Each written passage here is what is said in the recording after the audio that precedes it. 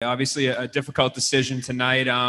Talk to me about what you're feeling right now. It's your first professional loss and first time as champion losing your belt. So what are the emotions right now going through you? Man, this is like a first, a lot of things. I don't think I've ever bled like this before or broken my nose or cut open. So yeah, no, this is cool. I mean, honestly, this is in a weird, really weird way. This is kind of always what I felt like I needed in my career. You can't just always keep winning and excelling, you know. You have to hit some type of plateau or something, you know. So I'm actually really happy that this happened, or I'm like relieved that okay, this is what it feels like to lose. Is that like a strange realization to you at all? I mean, hearing it, it's a little surprising. You don't really hear that often from champions that just lost their belt. So is it kind of even for you kind of an odd feeling? Yeah, I suppose. I mean, it's like I always say going into all my fights, like I'm gonna lose this fight, I'm gonna lose this fight, and then it actually happens. I'm like, oh fuck, okay, I really lost this fight. And but you know, I've always felt that how you respond to any adversity is what really makes you, you know. And like, so I'm good. I'm so good right now. I feel more bad for my fiance that he had to watch me get all bloodied up. This is his first fight that he's ever watched me fight. So sorry, babe. But I promise I'm okay. Mom, Dad, I'm okay. These are tears of like relief. You know, it's hard being the champion. It is hard being the champion. It's hard being it for so long. So I'm really grateful for this experience in this moment. And I'm assuming part of this maybe relief is realizing what's going to come out of it. So do you feel like this is going to motivate you, kind of kickstart you, maybe take you to places that you haven't been before?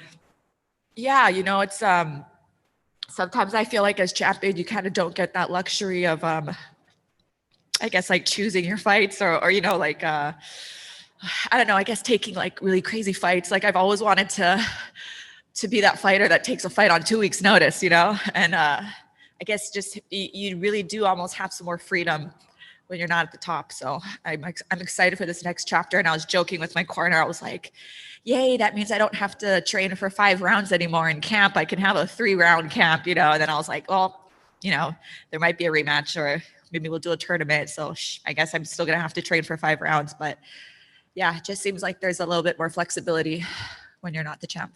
And you mentioned the word relief. You know, there's a lot of things that come with having the belt. You're on posters, you're having shows in Hawaii. There's a lot going on. So is it kind of, for you, are you almost like happy to be able to kind of take a break from that for a second and maybe take hit the reset button?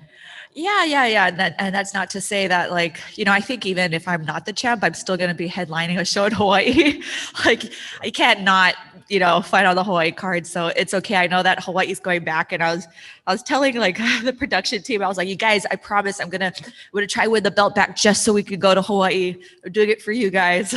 So yeah, this is definitely not the end of Bellator Hawaii, and it's not the end of the road for me either. Yeah. So I heard you mention the tournament. You still got your fingers crossed that that's going to be the next move. Oh yeah, yeah, for sure. I think it was gonna or should happen regardless of who the champion is. I think you know, our division's really sick, and people would love to see a tournament. Last one for me. The matchup itself, when you were in there, what was it about her and the matchup that she presented to you that you kind of struggled with? You know, what do you think the issue was that you're walking away? You're like, hey, I got to fix this. It was definitely like way too long trying to feel her out, you know.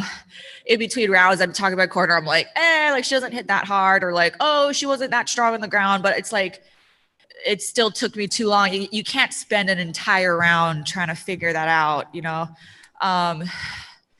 And yeah, I think I was just I just tried the feeling out process for too long, but not to take away from her performance. Like when she did land, she freaking hit me like a brick, you know? I think, yeah, on that knee, I just saw the flying knee.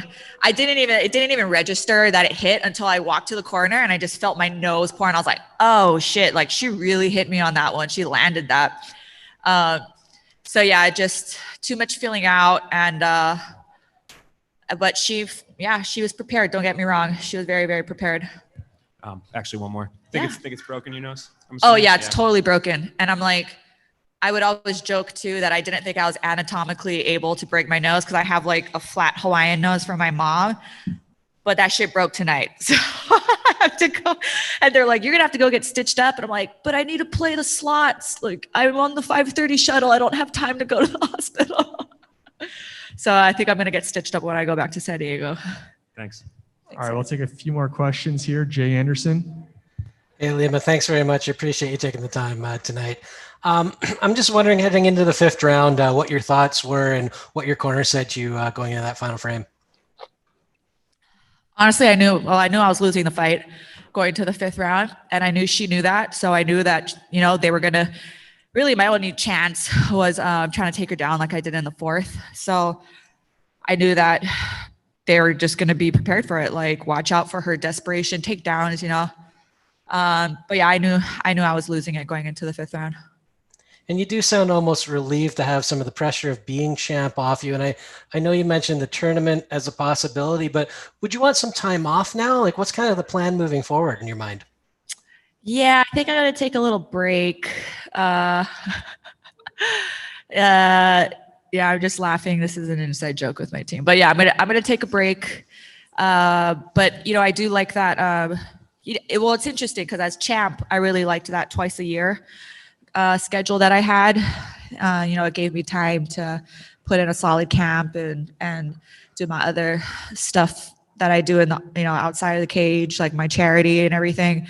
But now that I'm not the champ, again, like I said, I would love to be one of those fighters that takes fights on a couple weeks notice, or So I think actually being more active is would be a good option for me.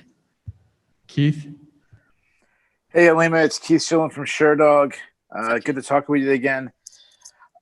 So one thing that really impressed me tonight with you is just your character. Your sportsmanship afterwards is so impressive. It seemed like Twitter was all saying the same thing. I think it shows right now that, it's very rare for fighters after a loss to talk with the media, but you're willing to do that. Like, why are you willing to do that? Why do I do it? I really like Juliana. I've always liked her. I've always liked how respectful she was to people. So, I mean, you could see how grateful and emotional she was afterwards. I'm genuinely happy for her. This isn't fake. This is me. Like, she's going to be an amazing champion. So I think it had a lot to do with her, my opponent. If it was someone else I didn't like, I'll probably be like, whatever, I don't give a shit, I'll walk out, but her as a person, I think she's going to do really amazing. And also, like, this game isn't just about winning and losing and being a champion, like Bellator. I know this one, I don't want to be presumptuous, but I know this one kind of hurts for a lot of people in Bellator because I'm really have a good relationship with a lot of people. I consider them my family. So, I can't just, if I walked out, I would just be writing off everyone else here, everyone in Bellator who has built me up and gave me this opportunity and has treated me so well. So yeah, again, like, I'm not just going to be a sourpuss and walk away from all of this. This is still part of the journey, and this is still part of my story. My last question, and first of all, that response was absolutely incredible. My last question, I know you got to get out of here. You just said how hard it was being a champion. Other champions have said similar things. You just talked about how much you like Juliana. I know she's still, a future opponent. You don't want to give her too much advice, but from one champion to another, what advice would you give her to make her road as a champion easier? She already said it, that she doesn't want to be a champion just inside the cage. She wants to be a champion outside. And I think that's like one of the most important things, as not just a champion or as a fighter, but just as a person, So she's already on the right path. That's exactly what I would have told her, is to carry yourself like a champion outside of the cage. Being a champion outside of the cage is more important than what you do inside the cage. So she's already got down. All right. Thanks for the time, Ilima. Appreciate it. Thank you, guys.